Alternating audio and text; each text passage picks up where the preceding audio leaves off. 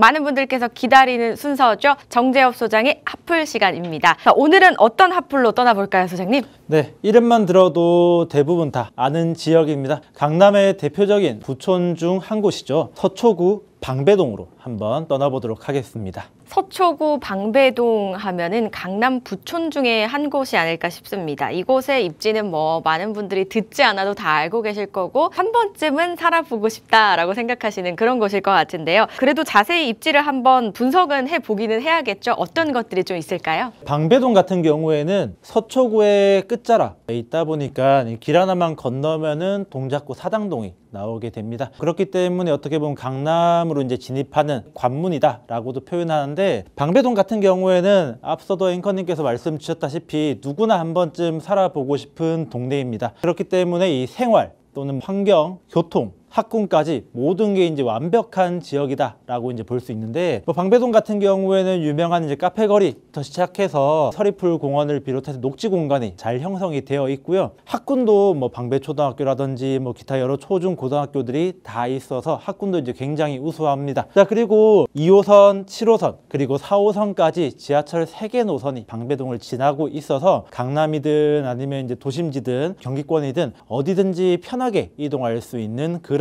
장점이 있다라고 이제 보시면 되겠습니다. 교통이면 교통, 상권이면 상권, 학교면 학교, 없는 게 없는 방배동입니다. 방배동의 명성은 사실 어디 갈까 싶기는 한데 그래도 최근에는 살짝 조금 이미지가 좀 떨어졌다라는 그런 의견도 있다고요. 왜 그런 거죠? 맞습니다. 과거에 강남의 부촌이라고 하면은 뭐 압구정, 서초, 방배 이렇게 세 지역을 꼽았는데, 요즘에 방배동 얘기하면은 물론 이제 강남의 상급지 정말 좋은 지역은 맞는데 옛날만큼 이런 정말 이제 부촌이 맞을까라고 하면은 거기에 대해서는 의문을 가지시는 분들이 많습니다. 그만큼 이 과거에 높았던 명성이 이제 다소 떨어지는 이제 모습을 보여주는데, 자, 오늘은 왜 이렇게 과거의 명성이 조금 이제 낮아지게 됐는지 이 부분에 대해서 이제 설명을 드리겠습니다. 자, 크게 두 가지 이유를 꼽아볼 수 있을 것 같습니다. 첫 번째로는 트렌드, 주거 트렌드를 따라가지 못했다라고 이제 보겠고요. 두 번째로는 강남 중심지와의 단절, 이렇게 보는데, 일단 먼저 트렌드를 따라가지 못했다 이 부분에 대해서 설명을 드리자면은, 과거의 주거 트렌드라고 하면은 단독주택이라든지 또는 연립주택 이런 부분들을 많이 꼽았는데, 그러다 보니까 이 방배동 전체적으로 과거 방배동이 최초 형성될 시에 아파트보다는 단독주택이라든지 연립주택 이런 주거 형태 위주로 구성이 되었습니다. 그런데 이런 단독과 연립 이 중심이었던 과거의 주거 형태가 최근에 180도로 바뀌어 버렸죠. 대부분 다 선호하는 게 아파트로 이제 주거 형태가 변했다라고 보게 되겠습니다. 자, 그렇다 보니까 단독이나 연립주택 위주로 구성되어 있던 그런 지역 같은 경우에는 빠르게 재개발이라든지 재건축을 통해서 아파트로 전체적으로 변화를 시켰는데, 방배동 같은 경우에는 그 타이밍을 조금 놓쳐서 현재 또 계속 이제 단독주택이나 이제 연립주택이 이제 많이 남아 있는 그런 모습을 보여주고 있습니다. 자, 그러다 보니까 어떻게 보면은 주거 선호도가 다소 떨어지기 때문에 부촌이라고 부르기에 조금 어려운 감이 있지 않을까라는 게 이제 한 가지가 있고요. 자, 그 다음에 이제 단절입니다. 자, 이게 무슨 말이냐라고 하면은, 예를 들어 어떤 지역이라고 치면은 바로 옆에 붙어 있다고, 지도상으로 가깝다라고 해서 이제 모든 게 다가 아니고 교통이 잘 이어져야 합니다. 자, 그런데 방배동 같은 경우에는 과거에 서리풀 터널이 개통되기 전에 이 강남의 중심지랑은 어떻게 보면 이 단절된 부분이 있었습니다. 테헤란로부터 시작해서 서초대로까지 쭉 연결이 되어야 되는데, 중간에 이 서리풀 공원으로 인해서 딱 끊겨서 5분이면은 갈 거리를 둘러서 20분, 30분 동안 가야 되는 이제 그런 문제점이 있었죠. 그러다 보니까 이렇게 이제 연결되던 이런 상업지라든지 업무지구가 서초역까지 해서 끊겨버리고, 그리고 이제 방배동까지는 넘어오지 못하는 이제 그런 부분들이 많이 문제점으로 작용을 했습니다. 자, 그러다 보니까 강남이 이제 막 개발이 될 때 방배동은 상업지로서 개발은 이제 사실상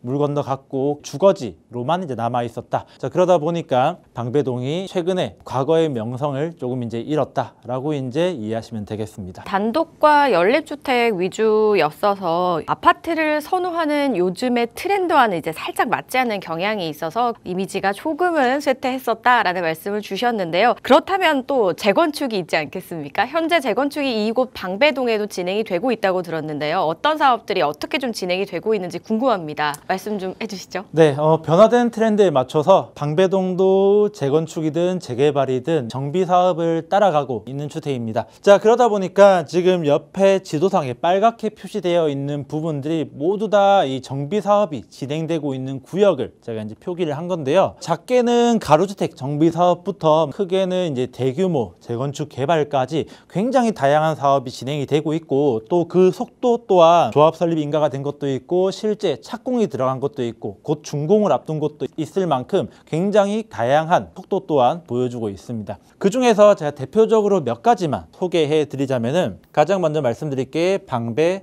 5구역을 이제 말씀드릴 텐데, 방배 5구역 같은 경우에는 방배동에서 가장 규모가 큰 재건축 사업이다 라고 이제 보시면 되겠습니다. 총 33층, 최고 높이 33층 규모로 20개 동이 넘는 그런 이제 아파트가 들어서고, 전체 세대수는 3,000세대가 넘는 그런 규모를 보여주고 있습니다. 현재 공사가 이제 진행이 되고 있고 2026년도 한 중순쯤 입주를 예정하고 있습니다. 자, 다음은 방배동에서 그 속도가 가장 빠르다라고 할 수 있는 방배 6구역에 대해서 말씀드리도록 하겠습니다. 방배 6구역 같은 경우에는 방배 5구역보다는 어떻게 보면 규모가 좀 작긴 합니다. 최고 층수도 20층대로 조금 이제 낮고, 전체 세대수도 약 1100세대 미만으로 대단지로 어느 정도 분류는 할 수 있겠지만은, 그렇다고 이제 2000세대, 3000세대가 넘는 그 정도의 규모는 아니다 라고 이제 보시면 되겠습니다. 다만 그래도 이제 방배 6구역이 의미가 있는 것은 그 속도가 이제 가장 빠르기 때문에 2025년도 말 정도 되면은 아마 입주가 완료가 될 것입니다. 자, 그러니까 방배동 재건축에서 가장 먼저 스타트를 끄는 그런 이제 구역이다라고 이제 보시면 되겠습니다. 자, 그리고 한 가지만 더 말씀드리면은,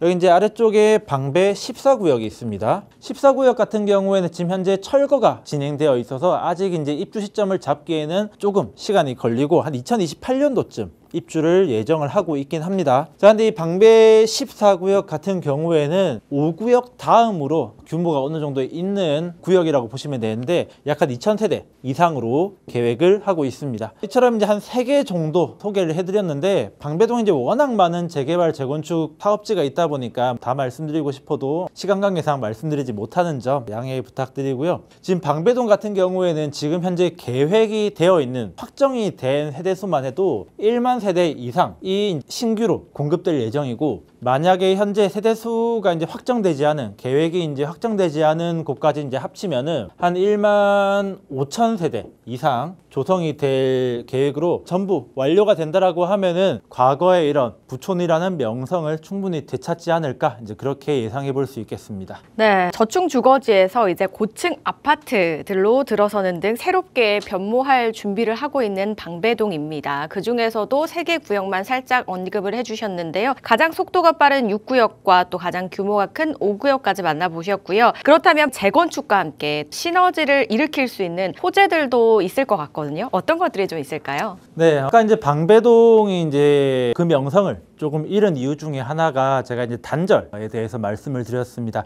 강남의 이 중심지 터리풀 공원으로 인해서 단절이 되어서 그 이제 속도를 따라가지 못했다라고 말씀드렸는데, 자, 이러한 이제 단점을 보완하기 위해 나온 사업입니다. 내방역 일대 지구 단위 계획이라는 건데, 이 내방역부터 해서 이수역까지 해서 전체 면적 약 1만 제곱미터, 상당히 넓은 구역을 지구 단위로 지정해서 발전시키겠다라는 내용입니다. 대표적으로는 종상향을 꼽을 수 있겠는데, 내방역 일대가 사실 이제 주거 지역으로 해서 높은 건물들이 많이 없습니다. 자, 그런데 이런 2종이라든지 3종 일반 주거 지역을 준주거 지역으로 종상향시키겠다라는 이제 그런 계획이 있습니다. 좀 더 상세하게 이제 풀어드리면은, 이 내방역 일대가 지구 단위 계획이 이제 지정된 이유를 말씀드릴 텐데, 여기 보시면 이 노란색으로 표시된 지역들은 전부 다 주거 지역이라고 보시면 되고, 이 분홍색으로 표시된 구역들이 이제 상업 지역입니다. 자, 보시면 이 역삼역부터 강남역, 그러니까 테헤란로를 따라 쭉 보시면은 대로변 전체 다 이 분홍색 상업 지역으로 돼 있습니다. 자, 그러다 보니까 이 업무 시설이라든지 상업 시설이 굉장히 잘 조성이 되어 있는 거죠. 그런데 이렇게 쭉 잘 연결이 되어 있던 이 상업 지역이 서초역을 기점으로 딱 끊기고 이수역에서 다시 나타납니다. 이게 과거 과거에 이제 단절되어 있던 이 서리풀 공원 때문에 더 이상 이제 연결되지 못하고 서초역에서 끝난 이제 그런 부분인데, 지금 서리풀 터널이 개통이 되면서 다시 연결이 되다 보니까 이런 업무 시설이라든지 상업, 이 지구를 연결하기 위해서 이 내방역 일대를 새롭게 조성하기 위해서 이런 내방역 일대 지구 단위 계획을 서울시에서 지정했다라고 이제 이해하시면 되겠습니다. 왕좌의 탈환을 위한 또 한 가지 지구 단위 계획에 대해서도 이야기를 좀 나눠봤습니다.